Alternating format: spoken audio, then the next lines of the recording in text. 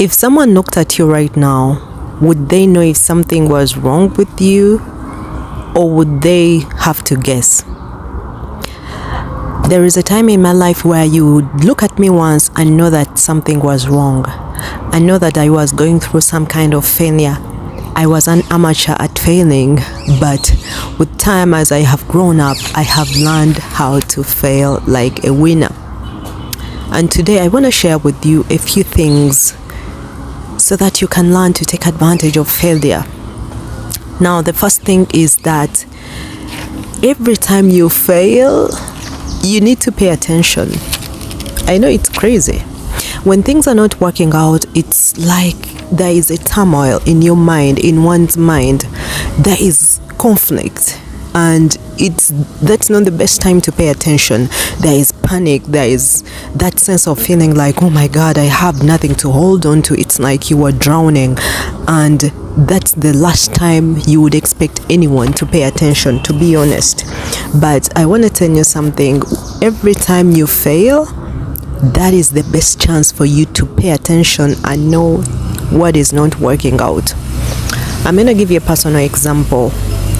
For so long in my life, I was doing things and everything I touched was honestly not working. And I was wondering why.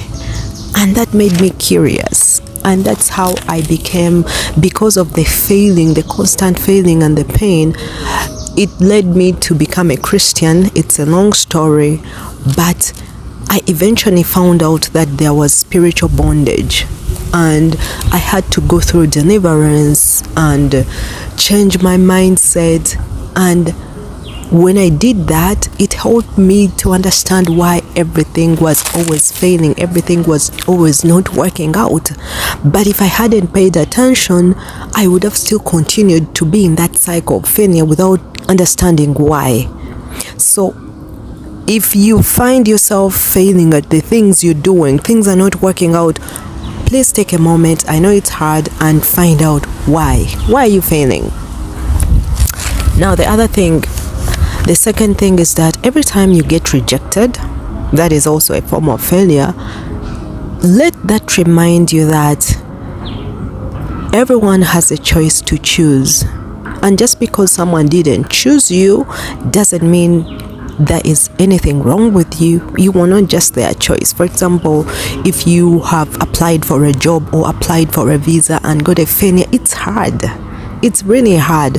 But don't place your value on the fact that you were not chosen. You were not chosen because you were not the choice at that time. And I'm pretty sure you've also rejected certain things in your life because that is not worked for you. Don't let that put you down, put your self-esteem down. Rejection is a sign that someone has a choice and you were not their choice. I know it sounds cliche, but it's the truth. The third thing is that every time you get a no, may that be a reminder that for everything that happens, there are always two outcomes. It's either positive or negative, and none of them is bad. It depends on how you see it. I'm very sure there are things that you wanted to have. For example, I will give myself as the best example.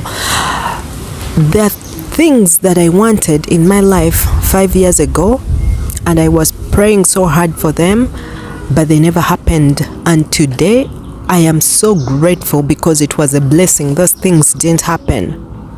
The outcome that came out of the things I wanted to happen was a negative outcome. That is a no. But I am so glad I got a no, because the yes that I wanted was not the best outcome at that time. So every time you get a no, know that it is just an outcome. And also the fourth thing is that every time you fail, may that remind you that some things are meant to work out the way they turned out to be. And you are using the experience of failing now so that you can use it so that you can use it in order to avoid failure in future. Oh, let me repeat that. There is a saying in my language that says that it's better to fail today than to fail tomorrow, because if you fail now, you will have the experience you will have the experience of failing, so that in future you will not fail. I hope I made myself clear. If you fail, it's like you having an added advantage, so that as you keep going farther and farther, you know better not to fail. Imagine if you are building a building. Okay, there is a story in the Bible where in the time of Nimrod, they were building a tall building called Babel, the Tower of Babel, and they built and built and built. They wanted it to go up to the heavens, but imagine how far they had gone and failed up there at the top. How much was that pain compared if they had failed at the bottom and learned from that failure and solve the problem there at the bottom and then start again. But because of failing, when you've gone so far, it's almost hard. It's harder to come back to start again if you fail when you've gone farther into the process than when you fail now. So it is better to fail now than to fail in future. So use failure to your advantage. How many times did you fall? Did you fail when you were learning how to walk? When you were a baby and learning how to walk? Very many times. You don't even know the times. So each time you fail, each time you feel like, oh my God, things are not working out, use it to your advantage. Take out the experience. Try to rethink of your plan. Use it as a time to think about what other way can you do it. I know it's not easy, but maybe you are taking the wrong direction. Maybe it's not the right thing for you to do. Maybe you are pursuing things that should not be, that are not for you. It's crazy, but it's all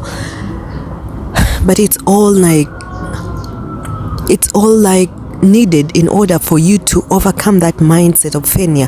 Failure, you look at it as a time for you to reflect on why things are not working out.